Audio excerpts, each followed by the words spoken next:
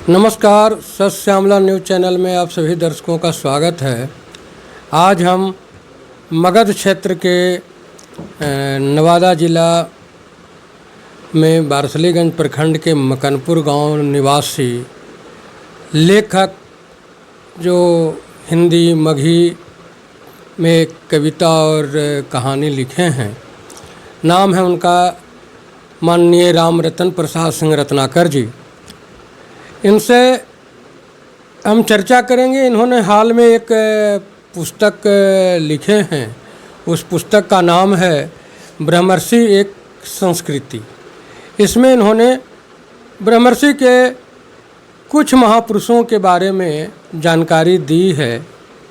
इनके इस पुस्तक में इन्होंने किसके बारे में और किस आधार पर उनके बारे में लिखा है, उसके बारे में विस्तार से हम जानकारी लेंगे।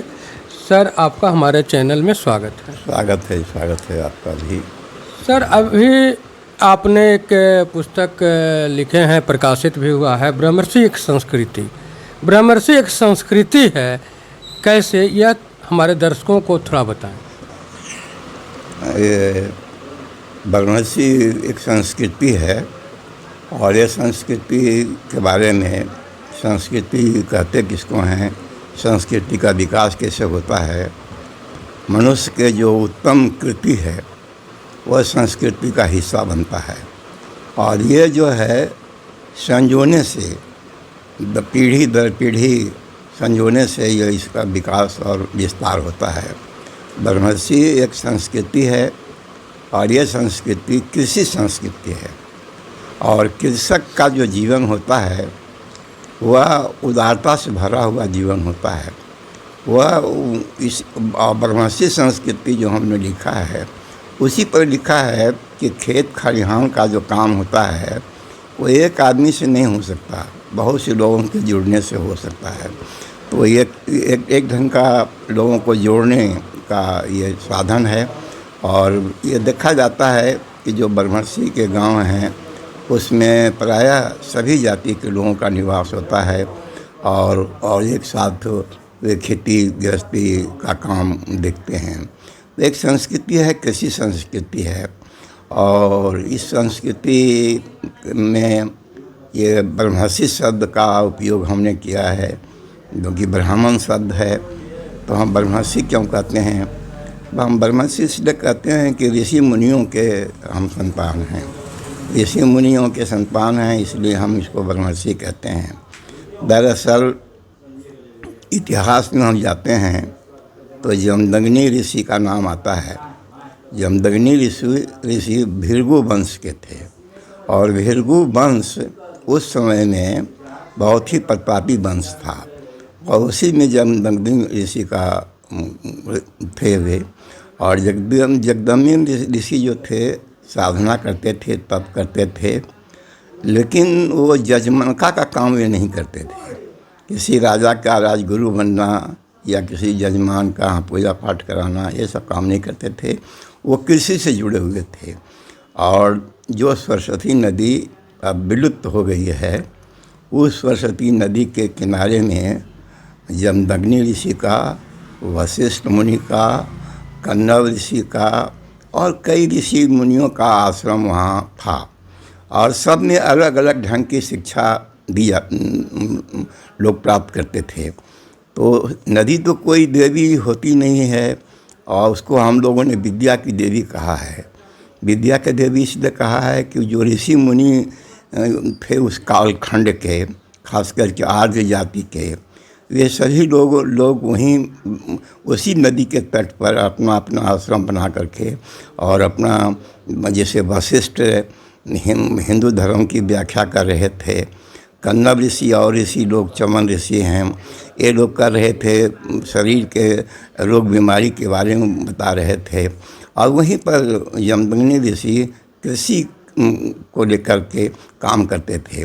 और उनका जैसे आजकल कृषि फार्म है उसी ढंग का कृषि फार्म था। तो जमदग्नि ऋषि के 5 पुत्र हुए थे और 5 पुत्र में सबसे बड़े विश्वा वसु थे। और इसके बाद उसमें सबसे छोटे भाई परशुराम थे। और बसु का चर्चा हम इसलिए भी अभी कर रहे हैं कि बसु जो है परशुराम के ज्येष्ठ बड़े भाई थे बसु, और दो भाई के एक भाई तो सीधे बसु हैं, एक भाई विश्वावसु हैं, और इसके बाद एक सबसे छोटे परशुराम जी हैं। तो परशुराम जी का अलग काम था, लेकिन बसु जो थे प्रशासक थे, और बसु ने ही राजगीर बसाया था।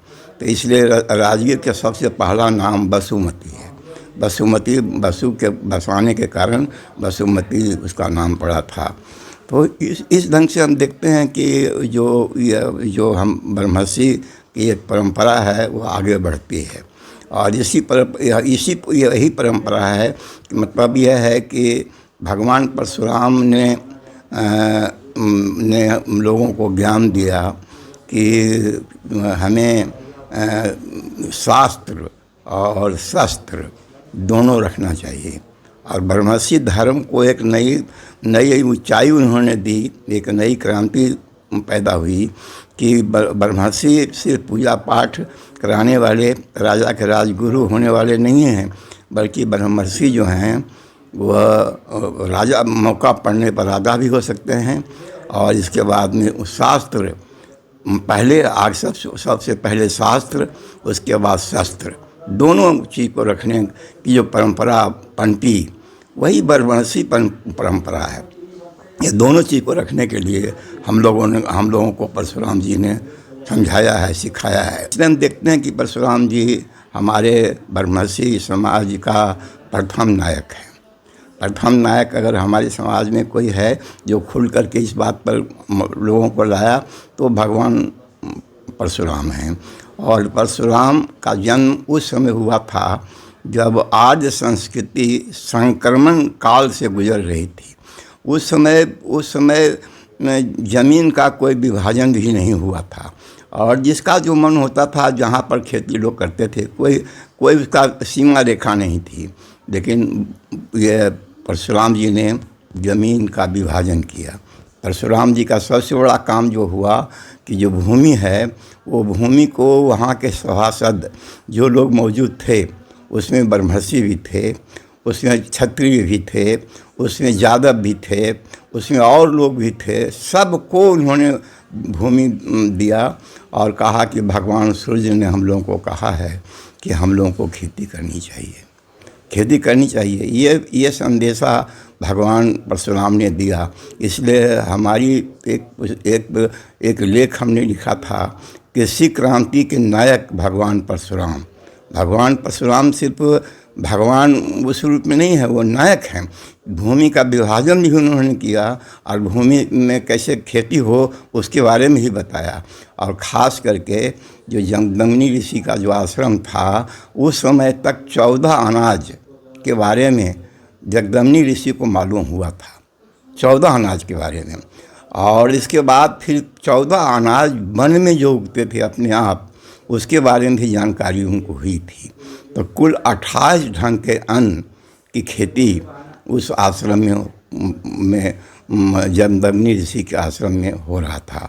तो जमदग्नि ऋषि का प्रभाव इतना बढ़ा कि उस समय के एक राजा कीर्तिवीर अर्जुन था, उसको लगा कि तो राजा से भी ऊपर है, सभी लोग इसके यहाँ जाते हैं, इसके यहाँ, क्योंकि उस समय खेती में जो बीज का सवाल था तो लोग जानते ही नहीं कि बीज कौन सी होता है। तो वहाँ आश्रम में जाकर के बीज लेते थे और फिर खेती करते थे। तो इसलिए परशुराम का प्रभाव, जमदग्नि ऋषि का प्रभाव बहुत बढ़ गया था। कि तो अर्जुन को ये बात अच्छा नहीं लगा और उसने क्या किया कि एक दिन परशुराम जी पांचों भाई बाहर घूमने चले गए थे, और घूमने के क्रम में बाहर जब गए, उनकी माँ खाना बना रही थी और पिताजी तप कर रहे थे आश्रम में बैठ करके, और निहत्था थे। तो उन पर आक्रमण कर दिया और उनको टुकड़े टुकड़े मैंने काट करके मार दिया है। तो भगवान परशुराम माँ को रोते हुए आवाज़ उनके कान पर गई। वो वायु वेग से दौड़ करके वहाँ आए, देखा कि पिताजी तो इस ढंग से हो रहे हैं। कहा, पिताजी आपने तो कभी किसी को नहीं बिगाड़ा, आपको किसने इस ढंग से किया। बहुत देर तक परशुराम जी विलाप करते रहे और विलाप करने के बाद में फिर तैयार हुए और भृगु वंश के जो योद्धा लोगों को उन्होंने बुलाया और बुला करके संकल्प लिया कि क्षत्रिय जाति का हम विनाश कर देंगे। और इसके बाद में कृष्णवीर अर्जुन का जो राज था उसको तहस नहस कर दिया। लोग कहते हैं, उसमें धार्मिक पुस्तक में लिखा हुआ है कितने तालाब पोखर में खाली खून से भर गया था, इतने क्षत्रिय लोगों का उन्होंने वध किया था। बहुत क्षत्रिय लोगों का वध उन्होंने किया। कहा जाता है कि 21 बार क्षत्रिय को धरती से उन्होंने मुक्ति दी। कुछ लोग अब इसमें तर्क दे रहे हैं कि सभी क्षत्रिय को नहीं मारे थे, कुछ क्षत्रिय को मारे थे जो कृतवीर अर्जुन के साथ था। कुछ लोग कहते हैं नहीं, सभी ढंग के क्षत्रिय को मारे थे। तो इस ढंग से क्षत्रिय का विनाश परशुराम जी ने कर दिया था और भूमि का विभाजन सभी लोगों के बीच में किया था। इसलिए परशुराम जी ने एक नया सिद्धांत, नया विचार, नई क्रांति का मैंने उद्बोधन किया था। तो यही है तो इनका एक संक्षिप्त चर्चा। दूसरा हमने कहा था कि वसु, तो वसु थे भगवान परशुराम के ज्येष्ठ भ्राता, बड़े भाई थे और वो प्रशासक थे। उन्होंने राजगीर बसाया था। सभी धर्म ग्रंथ के पुस्तक में आप पढ़ के देखिए, उसमें लिखा हुआ है कि वसु ने राजगीर बसाया और पहला नाम इसका वसुमती है और वो वंशगर राजा हुए।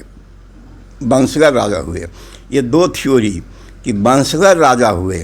तो आप राजगीर का इतिहास पढ़कर देखेंगे तो फिर वसु के बाद में बृहदर्थ के बाद जरासंध और जरासंध के बाद में फिर 940 साल तक उस वंश का राजपाट रहा।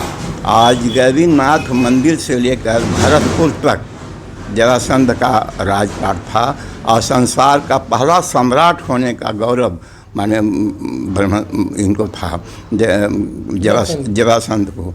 और जरासंध जिस दिन उपवास में बैठे हुए थे तो उस दिन जनता के कल्याण के लिए उपवास में थे, वैदिक रीति को मानते हुए। तो वो वैदिक धर्म को मानते थे। जरासंध जो है वैदिक रीति धर्म को मानते थे। सूर्य, अग्नि, मित्र, ये जो वैदिक जो देवता हैं, वो इंद्र, इन सब को वो मानते थे। और आगे का हिसाब में बताएंगे आपको हम कि जब अर्जुन, भीम और कृष्ण राजगीर पधारे तो उस समय वे उपवास में थे और वो जान गए थे कि ये लोग कुछ क्षत्रिय है, लेकिन हमारे भय से ये लोग माने ब्राह्मण रूप धारण करके आया है। उतना उदार जरासंध थे कि कहा कि अगर ये ब्राह्मण हैं और हमसे कुछ मांगना चाहता है तो अगर हमको मांगेगा तो दुष्त्याज्य, जो शरीर को कभी आदमी त्याग नहीं करता है, हम वो शरीर भी देने को तैयार हैं। ये जरासंध का वचन है कि अगर ये ब्राह्मण होकर हमको कुछ मांगेगा तो हम इसको शरीर भी देने को तैयार हैं। तो ये कितनी ऊंचाई है, जरासंध की कितनी ऊंचाई है कि हम जानते हैं कि हमारा दुश्मन है और ये खाली रूप बदल के, ब्राह्मण का रूप खाली बदल के आया है। तो हम कहते हैं कि अगर ये मांगेगा तो हम अपना दुष्चार शरीर भी दे देंगे। तो इससे भी साबित होता है कि जरासंध में कितनी बातें थी। हाँ, हम प्रश्न करना चाहेंगे कि ब्रह्मर्षियों में, ब्रह्मर्षि कुल के जरासंध थे जी, आपने साबित भी किया कि वो वसु परिवार से थे। तो ब्रह्मर्षियों में इतना अंदर से ब्राह्मणों के प्रति मान सम्मान था कि वो दान में देने के लिए अपने आप को मौत तक भी तैयार हो जाते थे। हाँ, मैंने मतलब वो ब्राह्मण थे और वो ब्राह्मण होकर के कोई कुछ मांग रहा है तो उसको अपने शरीर देने को भी वो तैयार थे। एक जगह यह हो गया। दूसरी बात है कि उस समय पूरे आर्यावर्त में एक सौंदर्यवान रथ था। सौंदर्यवान रथ जो है, हमारी किताब जो ब्रह्मर्षि एक संस्कृति है, तो उसमें जो हम बोल रहे हैं वो सब बातें उस पुस्तक में प्रकाशित है। और यह पुस्तक प्रकाशित करने का उद्देश्य यही था कि एक बार हमसे चैनल पर या आप ही को जैसा लोग थे चैनल पर बात उन्होंने किया, और उस वार्ता को जो 1.5 घंटे में 3 बार में हुआ था, 1.5 लाख लोगों ने देखा था। तो 1.5 लाख लोगों ने देखा, तो लोगों ने हमसे बहुत सारे लोग, बहुत विद्वान लोग, जैसे जंग बहादुर पांडे हैं, रांची यूनिवर्सिटी के सेवानिवृत्त हिंदी के प्रोफेसर और एक उपकुलपति भी रह चुके हैं वो, और ये अरुण हैं बढ़िया के डॉक्टर सत्येंद्र अरुण। तो इन लोगों ने कहा कि नहीं, आप जो चैनल पर आप इतनी बात कहे हैं, अगर ये किताब के रूप में आप नहीं देंगे तो समान पाठक वर्ग वो नहीं, उससे नहीं देख सकेगा। तो हमने बहुत कष्ट सह करके 84 वर्ष की उम्र में हमने ठान लिया कि हम ये किताब लिखेंगे, और वो किताब हमने लिखा, और उस किताब में पूरा ब्यौरा के साथ हमने सब कुछ इसमें लिखा है। तो इसलिए इसमें कह रहे हैं कि सौंदर्यवान रथ था। सौंदर्यवान रथ जो था, उस रथ की विशेषता यह थी कि उस रथ पर बैठ कर के एक बार ही कई योद्धा युद्ध कर सकते थे। जैसे उस समय तक युद्ध कला जो थी और युद्ध में लोग भाग लेते थे, एक रथ एक व्यक्ति, लेकिन उस रथ की खूबी थी उसमें कई व्यक्ति उस पर बैठ कर युद्ध कर सकते थे। और उस बारे में लिखा हुआ है, वायु पुराण में भी लिखा हुआ है, विष्णु पुराण में भी लिखा हुआ है, भागवत पुराण में भी लिखा हुआ है कि यह रथ जो है भगवान इंद्र ने अपने पुत्र वसु को दिया, और वसु ने अपने पुत्र बृहदर्थ को दिया, और बृहदर्थ ने अपने पुत्र जरासंध को दिया। तो यह इससे भी स्पष्ट होता है कि ये जरासंध ब्रह्मर्षि थे, और इंद्र दूसरे को भी दे सकते थे, लेकिन इंद्र ने इन्हीं को दिया, अपने पुत्र को ही दिया। और वह उस समय का, और कुछ लोग तो ये मानते हैं भगवान कृष्ण का जो बैर का कारण था, भगवान कृष्ण कहते हैं कि हमारा कृष्ण जरासंध से बैर इस कारण है कि ये जो है इसके रहते हुए क्षत्रिय जाति का खैर नहीं। भगवान कृष्ण खुद महाभारत में कहते हैं कि जरासंध के रहते हुए क्षत्रिय जाति का खैर नहीं, इसलिए हम क्षत्रिय जाति के बचाव के लिए चाहते हैं, और जब तक जरासंध का अंत नहीं होता है क्षत्रिय जाति का खैर नहीं है, क्षत्रिय नहीं बन सकता है। इसीलिए उन्होंने मैंने एक नीति के मान करके कि ये क्षत्रिय जाति का विनाश कर देगा, इसके लेकर के उन्होंने, और जरासंध के बारे में जानते ही हैं कि 20,000 क्षत्रिय नरेशों को वो उन्होंने जेल में बंद रखा था। और जब युद्ध हुआ, युद्ध में जरासंध मारे गए, तो फिर वो जो जितने भी क्षत्रिय थे वो जेल से मुक्त हुए। और बाद में भगवान कृष्ण को यह शक्ति नहीं थी कि किसी दूसरे को राजा बना दे, फिर उनके पुत्र सहदेव को राज सिंहासन सौंपे, कृष्ण ने सौंपा और जरासंध के सामने सौंपा। जरासंध ने अपने सामने उसको राजाभिषेक कर दिया, उसके बाद जरासंध उनका मौत हुआ। तो जरासंध हमारे ये थे। ये एक कालखंड की बात हमने कहा। अब दूसरा कालखंड आता है, हमने इस किताब में लिखा है कि 20वीं शताब्दी के ब्रह्मर्षि नायक, हम 20वीं शताब्दी जो गुजरा उसमें ब्रह्मर्षि नायक के बारे में गिनाए हैं। हम इसमें 35 से 40 ब्रह्मर्षि नायकों की चर्चा हमने इसमें किया है इस किताब में।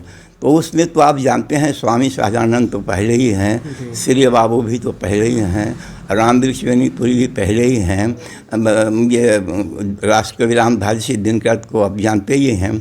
इसके अलावा EMS नमोद्रीपाद, जो नमोद्री ब्राह्मण जो होते हैं वो अयाचक होते हैं, अयाचक, तो वो भी अयाचक ब्राह्मण हैं। और खुद विनोबा भावे आए थे नवादा, और मर्रा के महंत के पास में गए थे। तो विनोबा भावे से महंत जी ने पूछा कि आप किस जाति के हैं, तो उन्होंने कहा कि मैं तो अयाचक ब्राह्मण हूँ, लेकिन आपके यहाँ आचक बनकर आया हूँ। हाँ, तो उन्होंने आचक कहा कि आपने को कहा कि आचक बनकर आया हूँ और मुझे अर्चना में आप ज़मीन दीजिए। तो मर्रा के महंत ने 1000 एकड़ ज़मीन दिया था। वो ज़मीन अभी भी पकड़ी वर्मा और कौआकोट प्रखंड में है, जिसमें भूदान के किसान लोग खेती करते हैं। तो मधुली में भी बने विनोबा भावे भी ये लोग हैं, आचक ब्राह्मण श्रेणी में आते हैं और ब्रह्मर्षि कुल के हैं। इसी ढंग से बिहार में तो एक से एक है। बिहार में तारकेश्वरी सिन्हा, जिस समय आज लोग नारी जागृति की बात करते हैं, जिस समय हम लोगों की घर की माँ बहन घर की चौखट से बाहर नहीं होती थी, उस समय 26 वर्ष की उम्र में राष्ट्रपिता महात्मा गांधी का जो असहयोग आंदोलन चला, उसमें तारकेश्वरी सिन्हा ने भाग लिया। और भाग लेने के बाद वह 2 बार पटना से और 1 बार बाढ़ से वह सांसद बनी। और भारत के भारत संसदीय इतिहास में वह पहली महिला है जो जवाहरलाल नेहरू के मंत्रिमंडल का सदस्य बनी। तो ये तारकेश्वरी सिन्हा उनका हमारे यहाँ के ही है। सामनेंदर मिश्रा के बारे में हम चर्चा करना इसलिए चाहते हैं। सामनेंदर मिश्रा पहला व्यक्ति हैं जो सामनेंदर मिश्रा जो राज्यसभा है, राज्यसभा में प्रथम विपक्ष का नेता माने समझते हैं ना, विपक्ष का नेता माने जिसको इतना मेजोरिटी होता है एक सीमित, वहाँ वह विपक्ष का नेता बनता है। तो सामनेंदर मिश्रा विपक्ष का नेता हुए। आप तो जानते हैं संपूर्ण क्रांति आंदोलन जयप्रकाश नारायण जी का फेल कर जाता अगर उसमें राजनारायण जी भाग नहीं लेते थे, है नहीं। और राजनारायण में वो शक्ति थी कि उन्होंने उनसे पूछा गया तो कहा कि नहीं इंदिरा गांधी के खिलाफ आप लोग कोई कौन लड़िएगा, हम लड़ेंगे खुद। और इंदिरा जी को, जिसमें इंदिरा गांधी को माने इंदिरा इंदिरा ये था, उस समय उन्होंने वोट से और कोर्ट से दोनों से वो राजनारायण जी पास किया था। लेकिन ये सब इतनी क्षमता, इतनी योग्यता रहते हुए भी वाराणसी जो नेता हुए सब दिन सबको लेकर के चले हैं। कोई ऐसा नेता का उदाहरण नहीं है कि किसी जाति, किसी पार्टी, किसी खास वर्ग के लेकर चले हैं। सभी लोग एक सब समाज को लेकर चले हैं।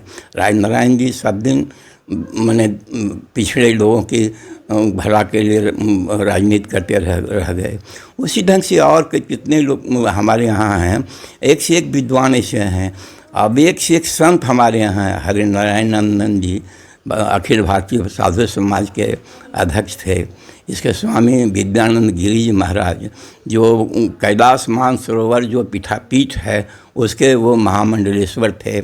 इसी ढंग से हमने इसमें बहुत से लोगों का चर्चा किया है और उन चर्चाओं में से एक झलक हमने नई पीढ़ी को दिया है कि तुम्हारे पास ये सब हैं और तुम जो भटक रहे हो, तो तुम्हारा जो ये सब बाहुबल और फलना बल में जा रहा है शक्ति, ये बेकार का जा रहा है। इसलिए तुमको अपने पूर्वजों को याद करना चाहिए और अपने पूर्वजों का जैसा बनने का कोशिश करना चाहिए। वैसा नहीं बनो जो सबका दुश्मन बन जाओ, सब नहीं, सबका दोस्त बनो, सबका मित्र बनो और सबके शुभ की बात करो, क्योंकि हमारे पूर्वजों ने यही काम किया है। यही सब बात इस पूरे ब्रह्मर्षि एक संस्कृति पुस्तक में है। और ये पुस्तक कई लोगों के पास अभी गया है रजिस्ट्री डाक से, तो उन लोगों की प्रतिक्रिया भी आई है, बहुत अच्छा सकारात्मक लोगों ने लिखा है। तो यही सब बात है इस पुस्तक के संबंध में जी। और अभी आपने विस्तार से ब्रह्मर्षि के पूर्व नायकों की बात कही। आपने कहा कि मर्रा के जो महंत थे उन्होंने 1000 एकड़ ज़मीन गरीब लोगों के लिए दान कर दिया, यानी गैर ब्रह्मर्षियों के लिए दान कर दिया।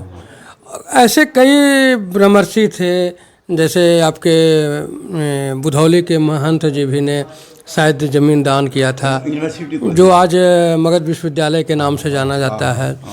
शायद आपके ही परिवार से एक व्यक्ति थे सर गणेश दत्त, जो नालंदा जिला के रहने वाले थे। उन्होंने भी शिक्षा के लिए पटना विश्वविद्यालय को ज़मीन दान किया और भी पटना में कई ऐसे विद्यालय उन्होंने बनवाए थे। सर, इस तरह के सहयोग के लिए, गरीबों के सहयोग के लिए, गैर जातीय लोगों के सहयोग के लिए ब्रह्मर्षियों ने दान किया, काम किया। बिहार के पहले मुख्यमंत्री श्री कृष्ण सिंह ने आज़ादी के बाद या मुख्यमंत्री बनने के बाद जो तत्कालीन देवघर में ये शिव मंदिर जो आज बाबा देवघर के नाम से भी प्रसिद्ध है, वहाँ भी दलितों के प्रवेश जो वर्जित था उसके लिए भी उन्होंने काम किया और आज सभी जाति के लोग उसमें जा रहे हैं। लेकिन सर यहाँ एक प्रश्न यह उठता है कि आखिर इतना काम करने के बाद, ब्रह्मर्षियों ने जो इतना काम किया गरीबों के लिए, दलितों के लिए, हरिजनों के लिए, ओबीसी आदि के लिए, उसके बाद भी आज ब्रह्मर्षि के खिलाफ सभी जाति के लोग फन फैलाए खड़े हैं, क्यों? देखिए, ब्रह्मर्षि एक संस्कार है, एक संस्कृति है। और ब्रह्मर्षियों ने सदा समाज के लिए आपने उतना गिनाया। जब अंधेरा घनीभूत था, कुछ दिखाई नहीं पड़ता था, तो लंगट सिंह ने कॉलेज खोल करके सबों को पढ़ने की व्यवस्था कर दिया। एदल सिंह ने नालंदा कॉलेज खोला। टेकारी स्टेट का जो महाराज थे उन्होंने टेकारी में राजकीय विद्यालय की स्थापना की। इससे ब्रह्मर्षि लोगों का शिक्षा के क्षेत्र में जो योगदान है, अगर इसको गिनाया जाए तो उसमें कम से कम 500,000 पेज का किताब प्रकाशित करना पड़ेगा, क्योंकि ये ब्रह्मर्षि लोगों ने सबके लिए पढ़ने के लिए किया। लेकिन आप ये कहते हैं कि सब लोग फंड फैलाए हुए हैं। फंड इसलिए फैलाए हुए हैं कि ब्रह्मर्षि जैसा त्याग उनमें नहीं है। ब्रह्मर्षि जैसा त्याग उनमें नहीं है। और ब्रह्मर्षि तो वो बनना चाहते हैं, लेकिन ब्रह्मर्षि वो बन नहीं सकते, क्योंकि ब्रह्मर्षि वही बन सकता है जो त्यागी होगा, जो सबको लेकर चलने का कोशिश करेगा। यहाँ तो जितने भी नेता अभी हैं वो सब ने किसी जात के टुकड़े पर डिपेंड करते हैं। और वो आप उसको कुछ हथियार मिले ना मिले, एक हथियार मिलता है कि ये गांव में ऐसा होता है कि कोई आदमी आगे बढ़ता है तो अकारण बहुत से लोग उसके दुश्मन हो जाते हैं। तो उसी ढंग का समाज में भी अकारण दुश्मनी है, अकारण बात है, क्योंकि वो ब्रह्मर्षि बनना चाहते हैं, लेकिन ब्रह्मर्षि बनने की जो शक्ति होनी चाहिए, जो सामर्थ्य होना चाहिए, जो पुरुषार्थ होना चाहिए, वो उनमें नहीं है। और नहीं है इसीलिए वो अपने जाति के कुनबा को अपने साथ समेटने के लिए किसी जाति के खिलाफ वो विष उगलते हैं। हमने पूरी किताब लिखी है और पूरी किताब में आप देखिए किसी जाति के संबंध में हमने एक शब्द भी नहीं लिखा। हमने सिर्फ इतना ही लिखा कि हमारे पूर्वज कैसे थे और हमको कैसा बनना चाहिए। हमने नई पीढ़ी को एक दिशा दिया है कि तुम अपने पूर्वजों के जैसा बनो, वैसा पुरुषार्थी बनो, उसी ढंग का काम करो और समाज में सबको लेकर के चलो। ये हमने एक संदेश दिया है। और ये लोग तो जो लोग कर रहे हैं जलन के शिकार हैं, और जलन के शिकार कुछ दिन तक इस जलन का होगा, बाद में ये लोग आपस में ही लड़ने लगेंगे। सर, आपने अपने समाज के, ब्रह्मर्षियों के समाज में बहुत से महापुरुषों का नाम लिया जो आदर्श पुरुष हो सकते हैं या हैं, लेकिन आज जो युवा पीढ़ी है उसके आदर्श में न मधुलिमय हैं, न वो राजनारायण सिंह हैं, न शिलभद्र याजी जी हैं, या जो भी पुराने जो प्राचीन अपने महापुरुष हैं, वो कोई भी आपके युवाओं का आदर्श नहीं है। आज जो युवाओं के आदर्श हैं उनके नाम गिनाना मैं यहाँ उचित नहीं समझता। आप समझ सकते हैं कि कौन आदर्श हैं। इस जो गिरावट आई है आपके समाज में, उस पर आप अपने युवाओं को क्या संदेश देना चाहें? देखिए, ये गिरावट आई है और गिरावट धीरे धीरे करके आई है।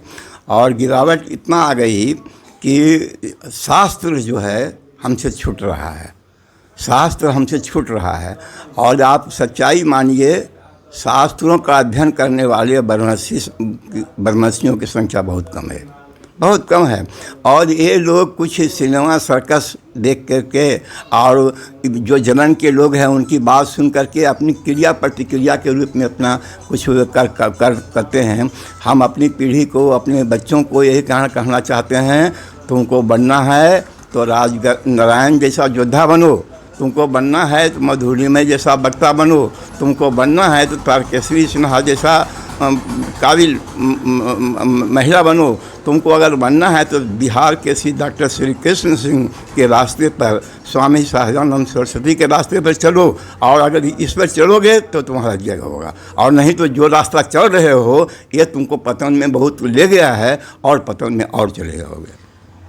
सर, एक आखिरी सवाल है अपने समाज के युवतियों के नाम पर। आपके समाज में तारकेश्वरी सिन्हा जैसी महिलाएं हुई जो नेहरू जैसे कद्दावर नेता के कैबिनेट में काम की, लेकिन आज आपके समाज की महिलाएं सोशल मीडिया पर रील बनाने में व्यस्त हैं।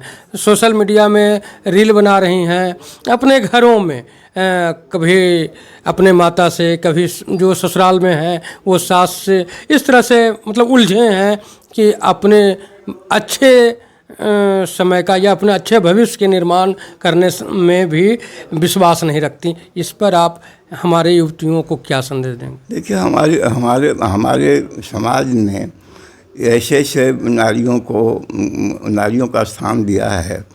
एक बात मैं कहना चाहता हूँ कि मनुस्मृति के बारे में बहुत से लोग बहुत ढंग की बात बोलते हैं, लेकिन मनुस्मृति पहला ग्रंथ है जिसमें लिखा है यत्र नारी पूजन्ते तत्र देवता।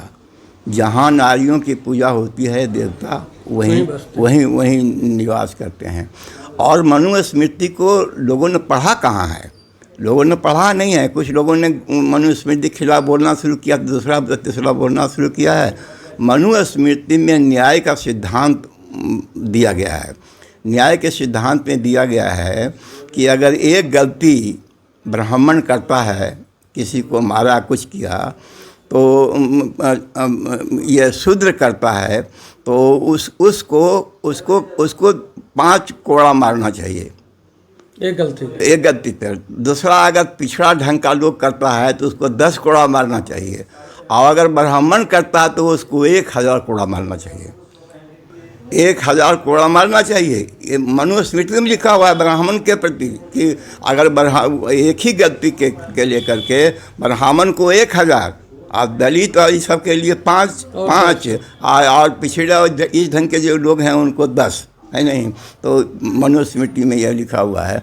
जहाँ तक ये नारियों का सवाल है, नारियों के शिक्षा का जो सही व्यवस्था होनी चाहिए थी, आज़ादी के बाद में वो शिक्षा की व्यवस्था हुई नहीं, और एक ढंग का उच्छृंखलपन आ गया, क्योंकि उनके ऊपर सिनेमा का, सर्कस का, इस ढंग का प्रभाव काफ़ी पड़ गया है। और इसलिए आज तो जिस नारी की पूजा हम करते हैं, वंदना करते हैं और सब कुछ करते हैं, उन्हीं नारियों में ऐसी नारियां भी उत्पन्न हो गई है जो माने परिवार के लिए संकट पैदा कर रही है। और पूरा समाज को आज देखिए, आज समाज में अस्त व्यस्तता की स्थिति आई है, तो उसके कारण कहीं न कहीं नारी जाति के लोग उसमें कुछ भागीदार जरूर हैं।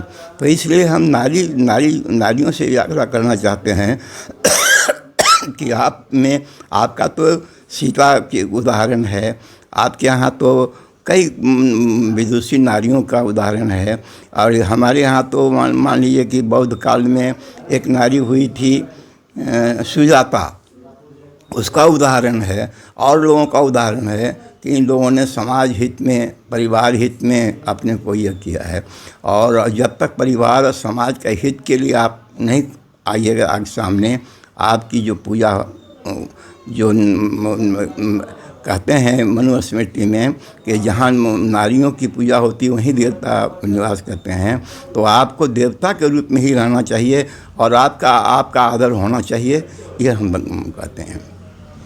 सर, आपने ब्रह्मर्षि एक संस्कृति और ब्रह्मर्षि के जो इतिहास रहा उसके बारे में विस्तार से जानकारी दिए, इसके लिए आपका आभार।